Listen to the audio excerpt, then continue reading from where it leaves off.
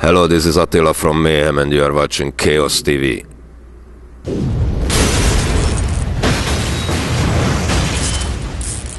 Okay, so hello everyone. Chaos TV is today here at Tampere, Finland, and we have the pleasure and honor to talk to Mr. Attila from Mayhem. So first off, hello and welcome to Chaos TV, man, once again. Hey, thank you. Thanks for the invitation. Hi, Chaos TV. So you are currently on a European tour with Mayhem, playing the classic album, the Mysteriis Dom Sathanas, full. So in general, how has it gone so far? It's going pretty good. We are doing our second, or maybe it's a turn round, like we split it up, the European tour, and it's been great turn-ups actually on the shows. It's going well. So was it like originally planned that you will be playing this album through for such a long time? Or was it originally that you do only few shows and then fans really liked it and you decided that, hey, why not do it a bit more? Yeah, it's with Mayhem it's a little bit different from the average bands, I guess. You know, we have different agendas, and sometimes it's a bit chaotic. You know, fits to Chaos TV. Honestly, we had a plan to do the Mysteriis tour, like a world tour, for a long time. But somehow the conditions were not right, or the lineup was changing, or something was wrong. So at the end, actually, it was not planned like this. But when we had this show in Sweden and we played a show, and that was the first time we played the whole album, and that's also we released later on a live DVD. But then we felt like, fuck, this is the right time. Maybe we should just keep going on and do it, you know. So it was not very well planned in that sense, but we're just going with the flow too, as always. Okay. So how long do you actually plan on continuing with this? And now we are at the end of this. You know, we will do one more thing in USA and some other stuff. We didn't play in Australia, so people really want to see the show there too. And we might have a few more South American dates because the people are crazy down there, you know, about the old stuff. But that's it, basically.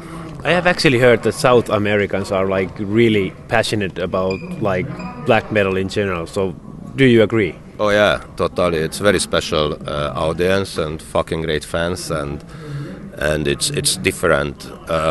It's more old school. They are more for the straightforward bands, you know, and the fans are so passionate and crazy, and it's always good crowd, you know. It's fucking cool, actually. They still really believe and give us a lot of strength, you know, and a lot of inspiration too, you know, to play there. Okay. So you also have your old band Tormentor, which will be playing some shows next year. So how did that come across? Was it like planned all the way, or did some festival promoters ask you that, hey, could you do some shows? Or no, it was not that way. It was like we had this plan too, or we've been talking about it for a long time, and that's fucking great. Actually, it comes together. But you know, in Tormentor case, you know, some people live abroad. You know, one guy lives in Sweden, the other guy lives in Germany, the rest in Hungary. We're still alive. And also, like, what's happening now, it's next year is going to be like the 30 years anniversary of our first full length, the Anno Domini, which couldn't be released back in the days, but anyway, that time when it was supposed to be released. And also, like with Mayhem, we are a bit less active the next summer because of we already did these festivals and we should work on new material. So it gives a little bit of a time frame, you know. I could do it. So yeah, finally you have time to do it. Yeah, exactly. Actually, I must say it's the case too, because I not only have Mayhem, but I have Sunn, you know, Sunn O, which is also very great, and I fucking love that band. It's very important, and you know, it's exactly, it's a time. It's hard to find, you know, the time for stuff like that. But now finally it's happening, and I'm fucking happy to come to Finland. You know, it was like the idea was just to do a few shows. So I was thinking where, you know, which are the best, which could be the best, and by my experiment, Finland must be in one of the countries we played. But we don't play more than 5-6 shows right now, you know. Okay. Could change. That's not, you know, solid in concrete, but maybe more, we will see, but we didn't want to do too much, just a few selected things, you know. And it's gonna be fucking killer to be in Steelfest. To me, you know, Finland's been... It's not like because you are from Finland, I could say it in other TVs too, but it's true that we have a fantastic audience, and the metal scene, I think, it's amazing up here still, and it's no point not to play here. Yeah. So, as you said, Anno Domini was supposed to be released 30 years ago next year. So, in general, what kind of like memories do you actually have when it comes to that album?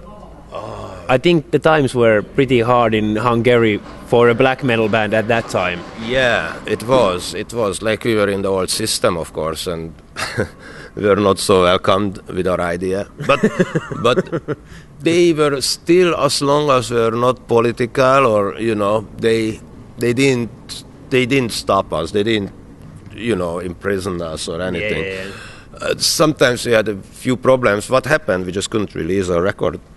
Yeah. And it's fucked up because it was a state company, because there was that time everything was state owned, you know. It's still the end of the old system, this kind of communist era, and everything was state owned, you know. So imagine and you're asking my memories, you know, I was like maybe 17, at that time. And we already had a demo called 7 Day of Doom, which we recorded in the cheapest studio that time we could find, which was like a homemade mixer, some homemade delay, and like fucking crazy. And then this studio was really well equipped.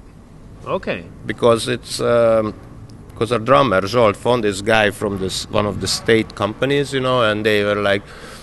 We had a good crowd with Tormentor back in the days, actually. Okay. We had like, I think we had at least between 50 to 100 shows as we existed. So it's not like Mayhem, you know, for instance. Mayhem had like 3-4 shows, you know, before the Mysteriis, maybe 5 or 10. We had like 50, 100.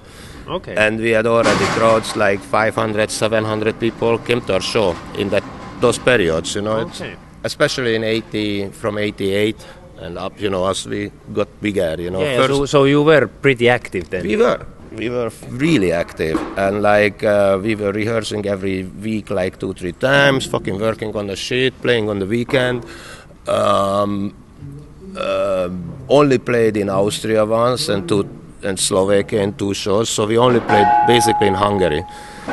But for some reason, we had a cool agent. He was just throwing us shows all the time. Yeah, you can play here, there, and we were like, okay, we're happy to play. There's no money, really, you know. We were even not allowed to play, really, because in the old system, to be able to play, you had to have this special permission, which means you had to pass this exam by the state. You had to play, like, you had to learn 200 songs, like Beatles and all this shit, you know, and play from that and stuff like that. It was really hard. So we didn't have that, of course. So it was a strange situation, but we had a lot of shows and we had a really good crowd too, you know. Okay, so was it part of like the tape trading thing that actually got the name for the band? Because what I've read that, for example, your album came to Norway through tape trading. Absolutely, because it was that much tape trading that luckily in the studio I had a tape. So I taped, you know, the shit in the studio because we didn't know it's not going to be released. Okay. So luckily we had a tape, and on the top of that, luckily our guitar player's dad, at that time it was a big deal to have this hi-fi video, so we already had a recording on that, which is really a luck, because after the whole project was shut down, the guy was fired because he fucked up something else, not because of us actually. Yeah. But of course, then our album couldn't be released either, so it just disappeared, everything. Yeah. So if we would not have those tapes, it would go nowhere, you know. But we had only the VHS. We couldn't do, but it was just somewhere on a shelf. But we had the tape, the cassette. Yeah. And after a while, you know, like when it was 6 months later, you know, of the recording, when it was clear that it's something really fucking wrong, the guy disappeared, he was fired, you know, the whole shit, just, we didn't know anything. So it seemed like it's gone completely. So then we had the cassette, and our fans were so crazy, and of course they heard about the recording, so they wanted to hear it, so we started to tape it. Yeah. Started to just copy and sometimes sell some tapes and stuff, you know, and like whatever. And then someone, I know who actually, Thomas Vámosi, as I learned later, became a friend of mine actually. He was the guy who was trading with Euronymous, and I think he was the one who sent a tape. Okay. So he's very important in the story, his role. And then the guys liked it so much, you know, they totally hooked up. Both him, Dad, and who else, you know, the other guys, you know, I just don't want to go into it. But everybody was apparently influenced, as I heard later, you know, from the guys of other musicians like Dark Throne or Enslaved, you know, the old bands. Yeah. And they were all just trading. And actually that time, after Tormentor, honestly, in Hungary, in the 90s, it looked like it's over. Okay. It looked like all this glam metal came, all the black metal bands, or if you look at like Sodom, Destruction, Creator, just picking up the German ones, but even Celtic Frost or it's plenty of bands. They changed the style. Yeah. Everybody left behind the extreme, the evil, you know, they started to go more trash or they started to create those directions for the music. Everybody's left, and we felt like, what the fuck is going on, you know, and also like all this glam metal and everything. And because we didn't have any management or anyone who would tell us, hey guys, you should just keep going on. Yeah. We were like fucking 17, 18 years old kids, you know, 19 maybe. Some of us, I was the youngest actually. You know, it was like, fuck it, we just let it fall apart, you know, which is, after all, I think it was a mistake. If we keep going on, maybe we got somewhere, obviously. So after I was a little bit pissed off on everything and like, fuck it, so I still follow up on some metal stuff, you know, and I listened Slayer, and of course I kept going on a bit. But I moved, so I started a different band called Plasma Pool, which was more like the same kind of evil, but I felt like that's the next level that time, like do it with electronics, you know. So I had that for a few years until I was invited back to Mayhem in 93. And then Mayhem opened me to me as well. It opened a new perspective on the whole extreme metal. When I heard the demos, first I heard the Death Crush, it was okay, but I felt we were there with Tormentor as well, you know. But then when I heard the Mysteriis demos, you know, that was like, fuck, this is something new. Wow, what is this? Like, I started to analyze it immediately in my mind, you know, as a musician. You not just listen, but sometimes you analyze. I was like, fuck, this is crazy. It's like extremely fast, but in the same time extremely slow things going on, like a slow motion in this fucking storm, you know. It's like, and the whole atmosphere and the dark energy from beyond, and the drumming, and the drumming was amazing. It's something I never heard, but also the riffing of the guitar. So much new shit was there, and I was like, wow, okay, that's something different. When I heard the tape, I got immediately very much interested. Before, of course, it was interesting too. Like, it sounded very exotic. Sounded like, yeah, okay, go to Norway. Fuck it, at least I make an album which gonna be, because that time it was a big deal to make an album out, you know. It was not like today. It was no labels. It was very hard, especially for us. Well, when I heard the tape, it was a new thing. Like, speaking in general about Tormentor, the last album from you came quite a long time ago, and as you said that you were inspired from the Mayhem stuff, and then you created an album also after that with Tormentor. But are you actually like at the moment inspired to make new music with Tormentor, or is that just those shows just gonna be shows and that's it? I think it's just gonna be these shows for now. Tormentor has been always like it's before Mayhem. We didn't know about Mayhem. Even like my name was Mayhem in Tormentor. It's so much. It's the fucked up coincidence. It's beautiful, you know. That's so mystical, actually. But anyway, we were always kind of avant-garde. We didn't follow anyone, you know, with Tormentor. We just wanted to put together stuff which influenced us and send it on another level. And that was the philosophy behind the band. And also, I don't know if you mentioned exactly that or not, but we made another album in 2000, which was a different lineup. But, you know, it's completely different from the old stuff. But in the other hand, it covers so much things which came after or that time. Like I remember everybody was pissed off. I can tell you here now. I remember I went to the Satyricon party around 2000 when they have the extra Rebel Extravaganza album or this Roadkill video and stuff. And that time I was up there, I think, with maybe Keep of Kalessin, something, you know. Yeah. Or I don't know why I went to Norway. Some reason it was very rare, actually. It was one of my earlier Norwegian trips.